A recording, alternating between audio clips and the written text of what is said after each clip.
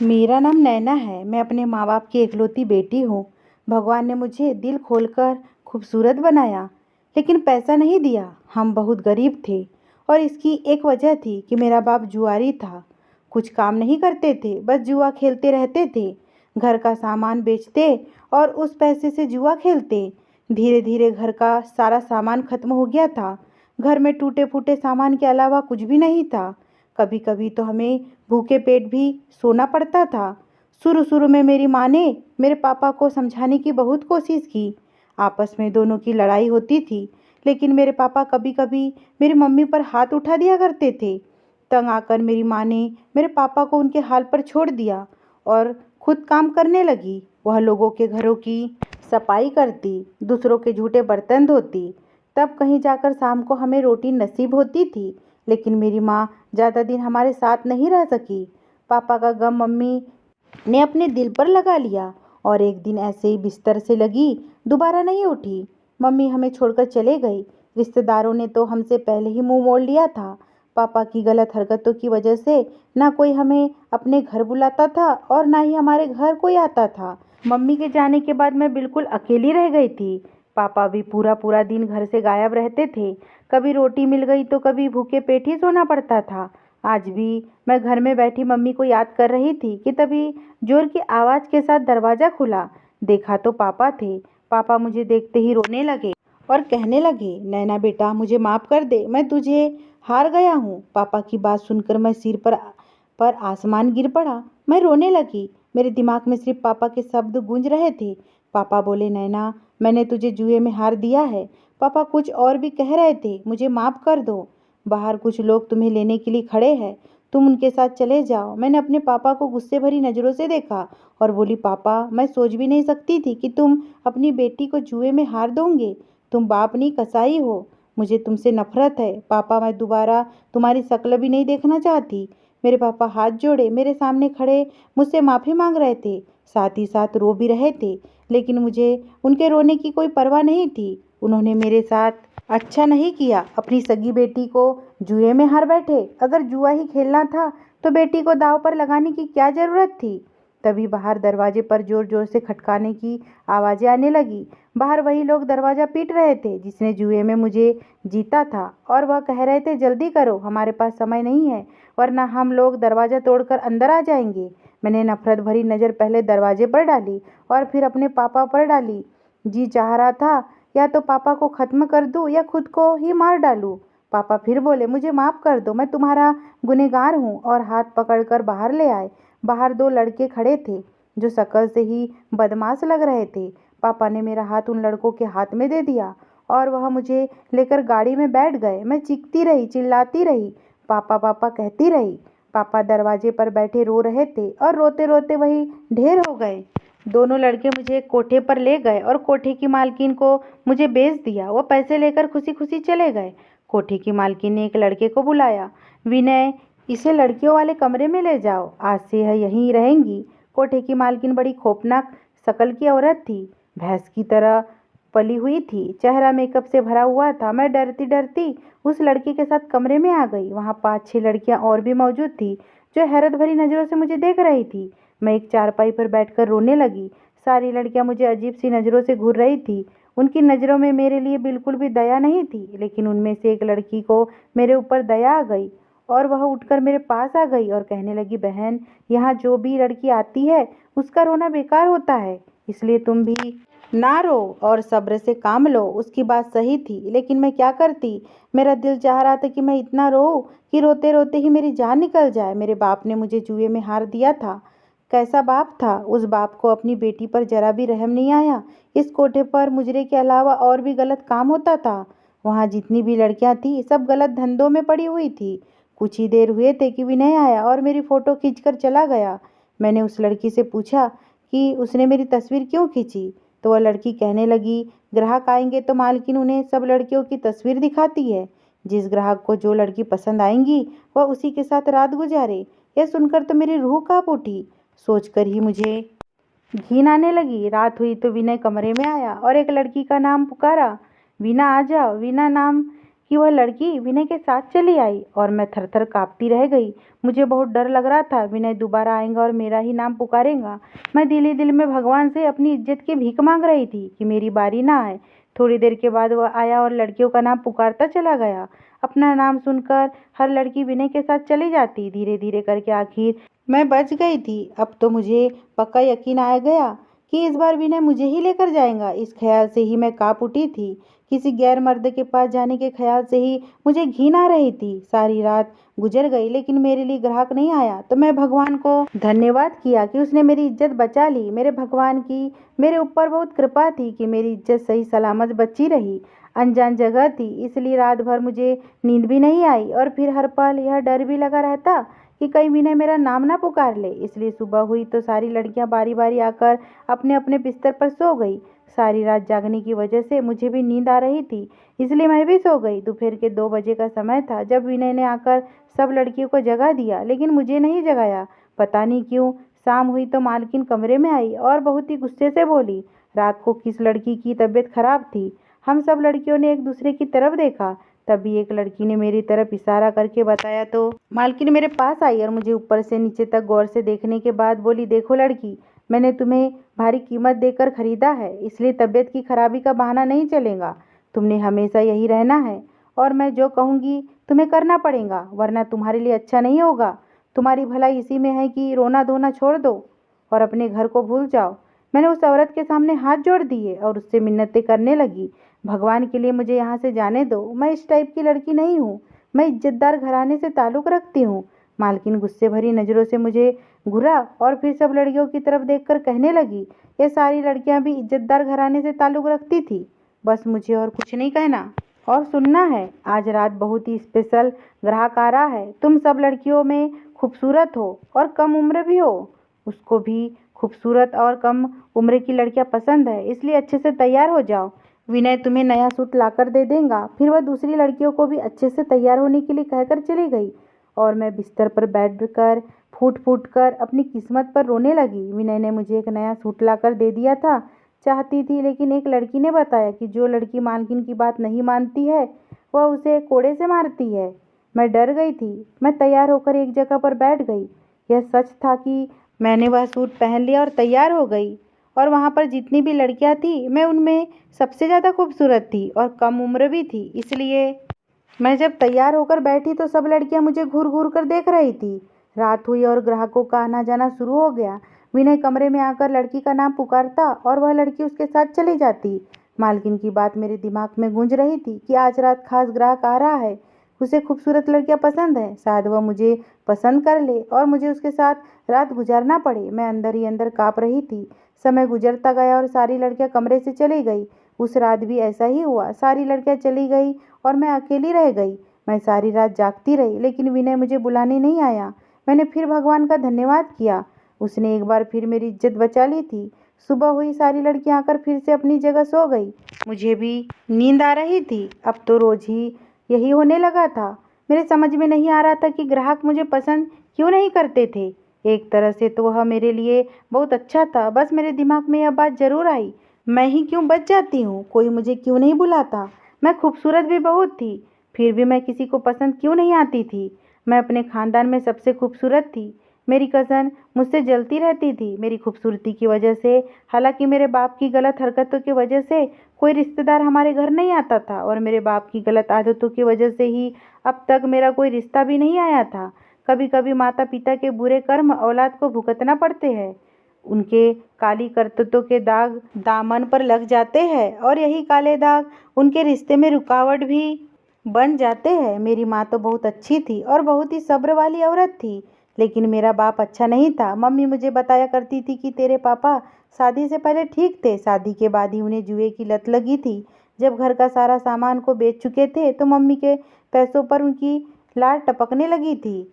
Mummy जब इधर उधर काम करके पैसे घर लेकर आती थी तो पापा ज़बरदस्ती वह पैसे ले लेते और जुआ खेलने चले जाते थे।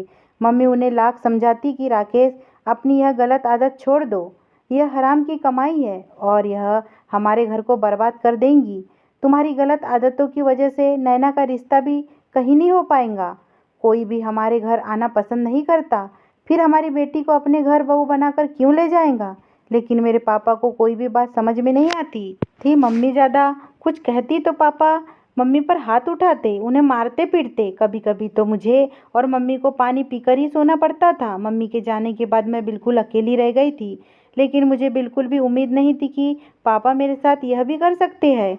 अगर मुझे पहले से थोड़ी सी भी भनक लग जाती तो मैं वहाँ से भाग जाती, कहीं भी चली जाती, लेकिन उस घर में नहीं रहती। इस कोठे पर मेरा दम घुटता था। हर पल अपनी इज्जत की चिंता मुझे लगी रहती थी। मैं यहाँ से निकलकर भाग जाना चाहती थी। कभी कभी तो सोचती कि खुद को ख़त्म कर लूँ, क्योंकि इस ज़िंदगी से तो मौत अच्छी थी। लेकिन मरने से पहले मैं यहाँ आने से भागने की कोशिश ज़रूर करना चाहती थी, लेकिन यहाँ से भागना बहुत मुश्किल था। कोठे की मालकिन ने बाहर के गेट पर 2 पहलवान पहरेदार लगा रखे थे। 2 पहलवान दिन में पहरा देते तो 2 पहलवान रात को पहरा देते। यहाँ से निकलने का मुझे कोई रास्ता नज़र नहीं आता था। धीरे धीरे मुझे यहाँ पर आए हुए 1 हफ्ता हो चुका था, लेकिन अभी तक मैं किसी भी ग्राहक को पसंद नहीं आई थी।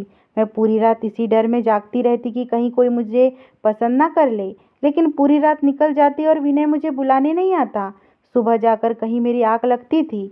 कमरे की सारी लड़कियां भी हैरान थी कि इतने दिन निकलने के बाद भी मैं किसी को पसंद क्यों नहीं आ रही थी। वह सारी लड़कियां मेरे बारे में एक दूसरे से बातें करने लगी थी। मैं उन लड़कियों की बातों को एक कान से सुनती और दूसरे कान से निकाल देती थी। जो कुछ हो रहा था मेरे लिए तो अच्छा ही हो रहा था, लेकिन हैरान तो मैं भी थी कि आखिर यह सब मामला क्या है। मुझे अपने घर की बहुत याद आती थी। रूखी सूखी मिलती थी, लेकिन वह रोटी इज्जत की रोटी होती थी। अपनी माँ को याद करके कभी कभी मैं चीखने चिल्लाने और रोने लगती थी। जब भी मैं रोती तो विनय मुझे दया भरी नज़रों से देखता था। विनय को देखकर लगता था कि जैसे वह मजबूरी में यहाँ पर काम करता है, वरना मुझे वह बहुत ही भला इंसान लगता था। एक दिन मैंने सोचा क्यों ना मालकिन से बात करूं कि वह मुझे यहाँ से जाने दे। मैं यहाँ से जाकर कोई काम करूँगी और धीरे धीरे करके उनके सारे पैसे उतार दूँगी। लेकिन मेरी बात सुनकर मालकिन ज़ोर ज़ोर से हँसने लगी। मैं तुम्हें बेवकूफ़ नज़र आती हूँ जो तुम्हें यहाँ से जाने दूँ? तुम मेरे लिए सोने का अंडा देने वाली मुर्गी हो। बहुत बड़ी रकम देकर खरीदा है तुम्हें।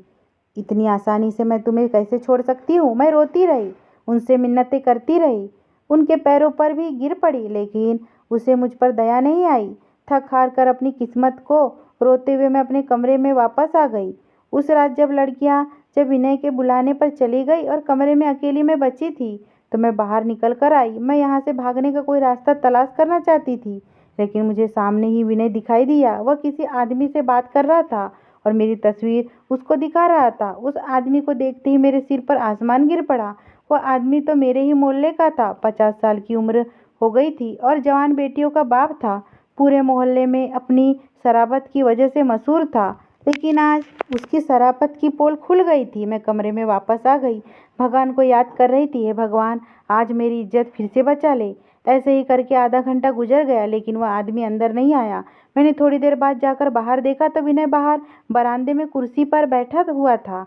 मैंने विनय के पास जाकर विनय से पूछा, विनय वो आदमी कौन था? विनय मुझे देखकर बोला, तुम क्या करोगी जानकर? यहाँ तो रोज ग्राहक आते हैं और जाते हैं। वह भी एक ग्राहक था। तुम्हारी तस्वीर दिखाई तो कहने लगा, मैं तो इस लड़की को जानता हूँ। यह लड़की यहाँ कोठे तक कैसे पहुँची? तो मैंने उसे बताया कि उसके बाप ने उसे बेच दिया है। कोठे पर इस समय तुम ही आखिरी लड़की बची थी, लेकिन उसने तुम्हारे साथ जाने से मना कर दिया और चला गया। मैंने सुकून की सांस ली और पूछा, विनय उसने मेरे साथ रात क्यों नहीं गुजारी? विनय ने मुझे गौर से देखा और कहने लगा, मुझे नहीं मालूम, बस थोड़ा इंतजार कर लो। विनय यह कहकर चला गया। मैं भी कमरे में आ गई, लेकिन विनय के यह शब्द, कुछ दिन इंतजार कर लो, मैं रात भर इसी के बारे में सोचती रही। आखिर किस बात का इंतजार करने को कह रहा था? विनय पूरी रात इसी उलझन में गुजार दी, लेकिन मैंने दोबारा इस बारे में पूछना जरूरी नहीं समझा। ऐसे दिन गुजरते जा रहे थे और मेरी इज्जत अब तक सही सलामत थी। मालकिन ने भी समझा था। ऐसे ही एक रात सब सारी लड़कियां चली गई। मैं फिर कोठे से भागने के इरादे से कमरे से निकली, लेकिन विनय शायद कमरे के बाहर पहरे पर रहता था। सामने ही वह मुझे फिर से दिखाई दे गया। इस बार भी वह यह किसी आदमी के साथ खड़ा था और इस बार भी वह अपने मोबाइल पर किसी की फ़ोटो दिखा रहा था।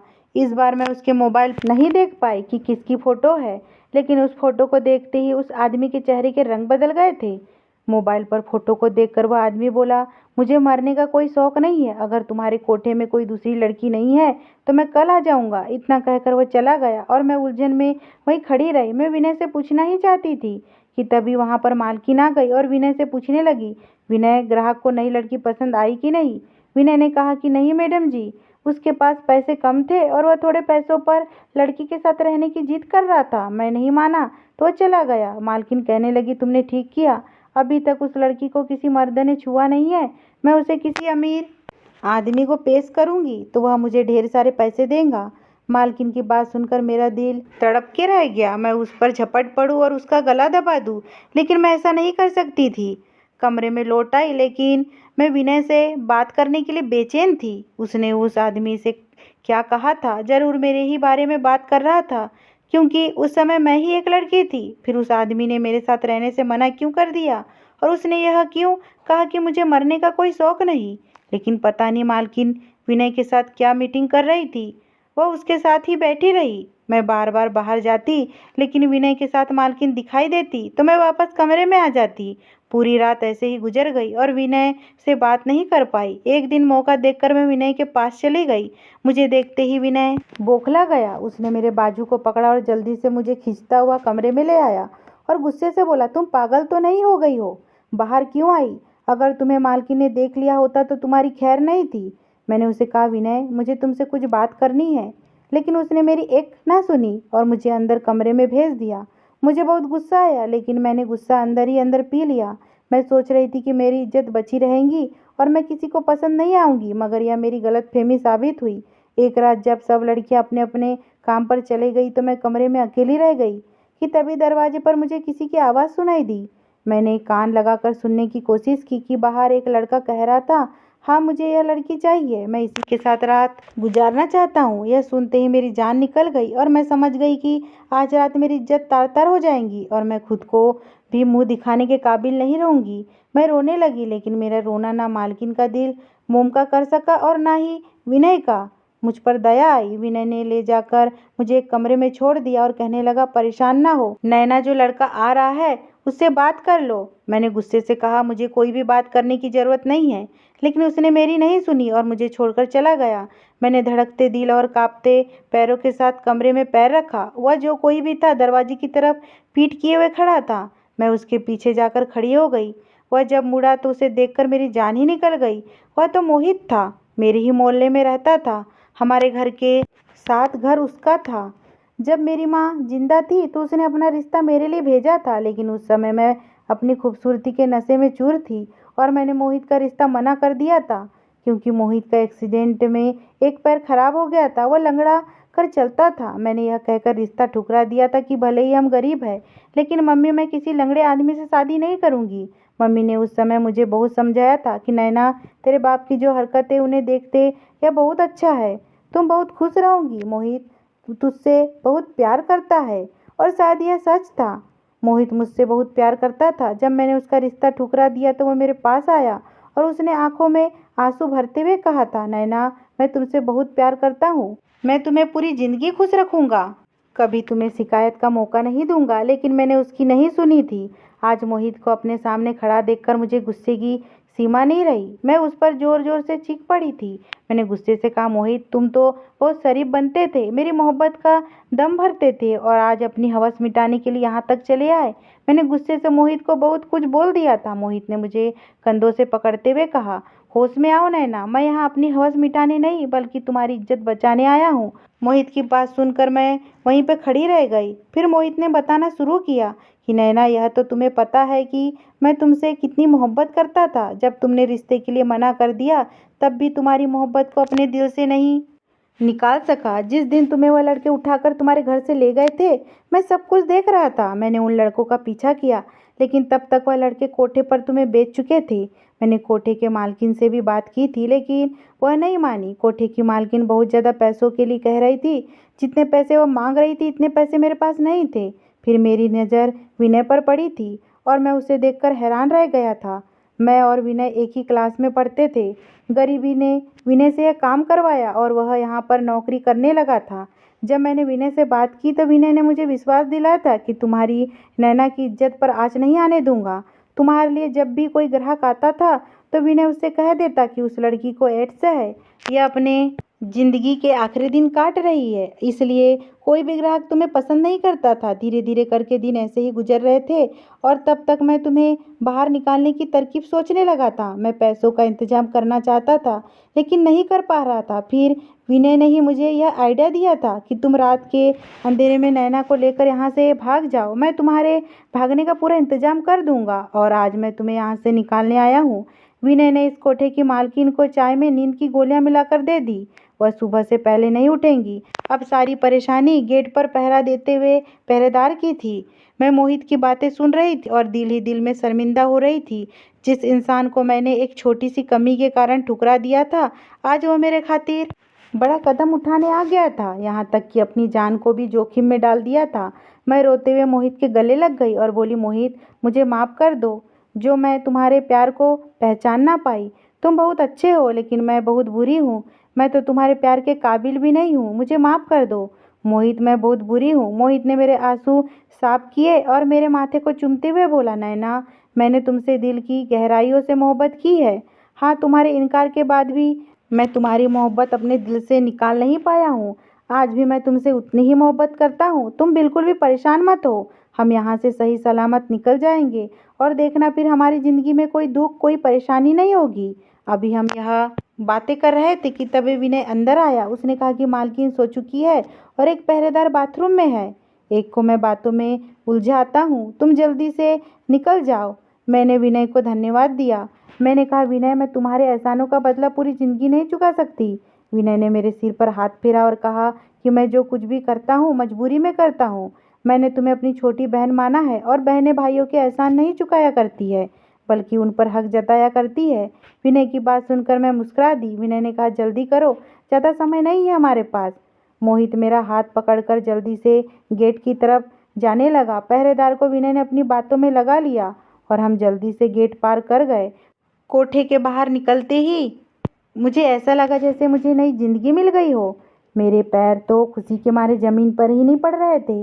मोहित मेरा हाथ पकड़े चला जा रहा था और मोहित को देखकर मुझे ऐसा लग रहा था जैसे अब मेरी ज़िंदगी में कोई दुख नहीं, कोई डर नहीं है, कोई परेशानी नहीं। मोहित का साथ मुझे सुरक्षा दे रहा था, ऐसी सुरक्षा जिसे तोड़कर समाज के गंदे भेड़िए अंदर नहीं आ सकते थे। मोहित मुझे लेकर अपने दोस्त के फ्लैट पर आ गया। मैंने मोहित से अपने पापा के बारे में पूछा तो मोहित ने एक ऐसी खबर सुनाई जिसे सुनकर समझ में नहीं आ रहा था कि दुख मनाऊं या खुशी मनाऊं। मोहित ने बताया कि तुम्हारे पापा ने तुम्हें बेचने के बाद भी अपने जुए की लत नहीं छोड़ी थी। एक बार कुछ 4 जुआरियों का आपस में झगड़ा हो गया और वह तुम्हारे पापा को मारने लगे। मारते मारते तुम्हारे पापा के सर पर गहरी चोट लग गई तो वह भाग गए, लेकिन आसपास के लोगों ने तुम्हारे पापा को हॉस्पिटल में एडमिट करवाया, लेकिन चोट गहरी थी इसलिए तुम्हारे पापा बच ना सके और उनकी मौत हो गई। पापा की मौत की खबर से मेरी आंखों से आंसू आ गए थे, लेकिन मैंने उन्हें बहुत ही बेदर्दी से माफ़ कर दिया क्योंकि ऐसे पिता से तो बिना पिता के होना ही अच्छा था। बाप तो अपनी बेटियों के लिए अपनी जान भी कुर्बान कर देते हैं, लेकिन मेरे बाप ने तो मेरी ही कुर्बानी दे दी थी। मोहित ने बताया कि उसकी नौकरी दूसरे शहर में लग गई, इसलिए वह मुझे और अपनी माँ को साथ ले जाएगा। अगले दिन हम तीनों दूसरे शहर में आ गए जहाँ बहुत ही सादगी से हमारी शादी हो गई। मोहित ने मुझे इतना प्यार और सम्मान दिया कि कभी कभी तो आंखों में आंसू आ जाते हैं। मेरी सास ने भी मुझे कभी माँ की कमी महसूस नहीं होने दी। अगर ये स्टोरी आपको पसंद आई हो दोस्तों और चैनल पे नए हो तो प्लीज़ मेरे चैनल को सब्सक्राइब कीजिए, वीडियो को लाइक कीजिए। धन्यवाद।